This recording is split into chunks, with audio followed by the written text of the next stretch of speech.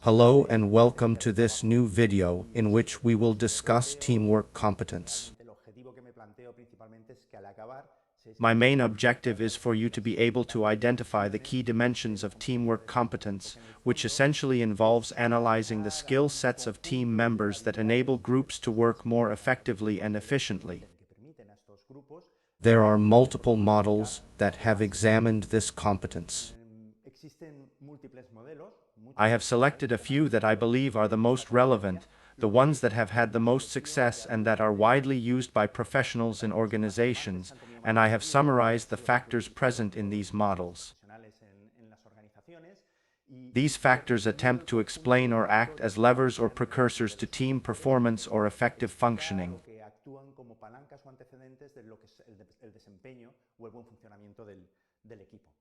We are going to analyze them one by one. I will provide a brief definition for each. Although the content may be dense and condensed, I preferred to present it this way to give you an overview of the entire model.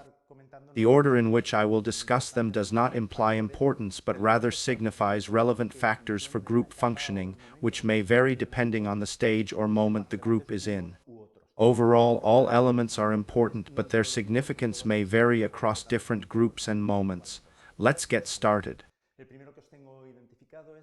The first factor I have identified is the contribution of team members to the assigned tasks or tasks decided upon by the team. This involves completing jobs on time and in the required manner, preparing for meetings or carrying out pre-task activities, and completing them before the group meeting. It also includes being prepared for meetings, actively participating and engaging in them. Another aspect is conflict management, which involves identifying potential sources of conflict, anticipating them, and taking action to resolve or reduce friction. It includes, among others, demonstrating kindness with your teammates, communicating openly and honestly about your thoughts and concerns, being tolerant of different opinions and ideas, even when they differ significantly from yours, and trying to understand or anticipate other group members' feelings, emotions, and priorities.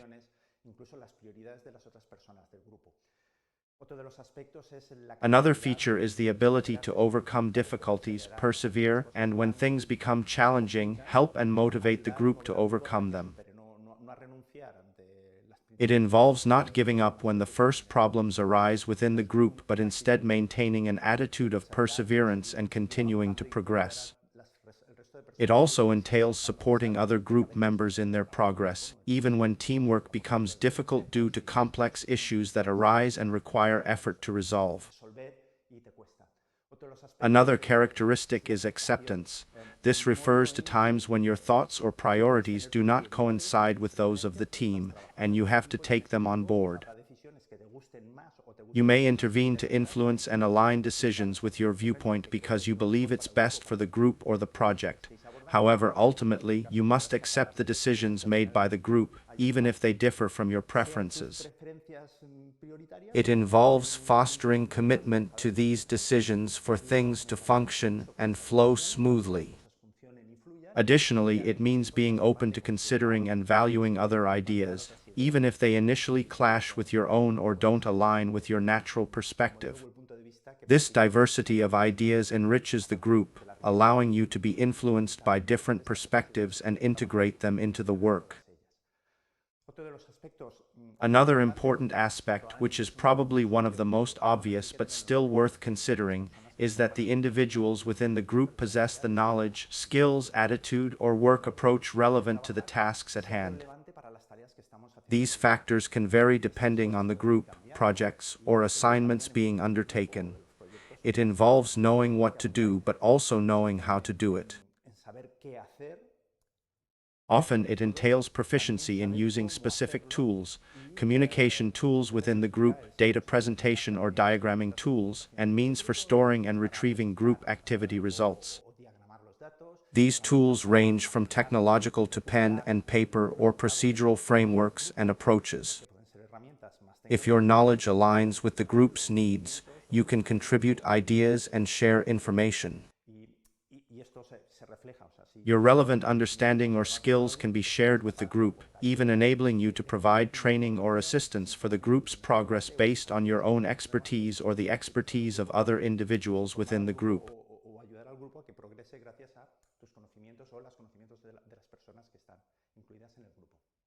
The next angle I want to discuss is interdependence.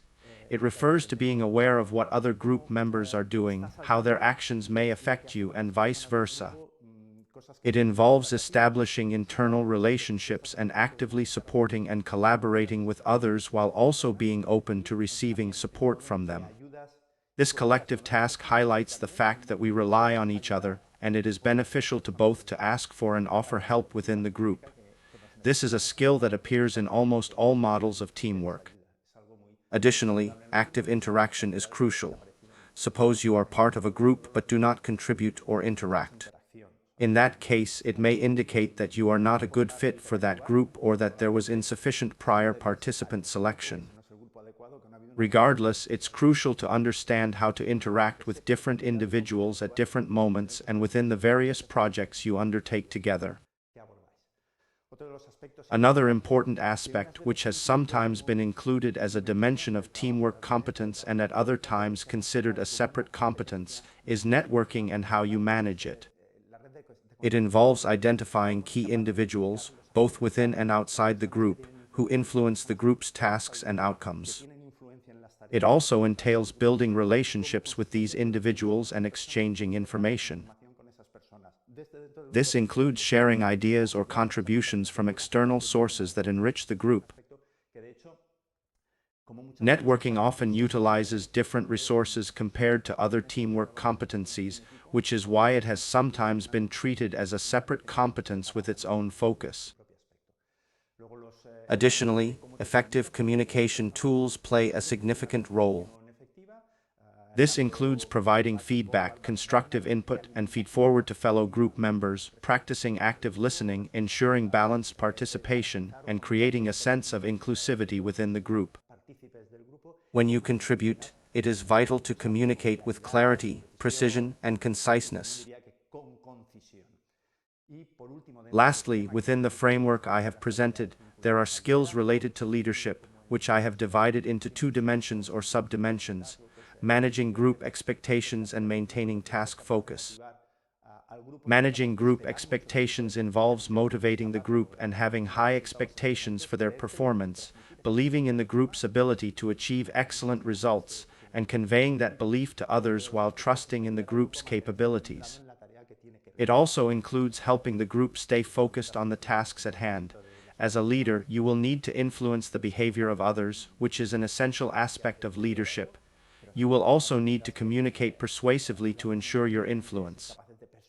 Additionally, there are more technical aspects such as planning, organizing activities, evaluating progress, staying informed about the group's progress, and maximizing the utilization of resources.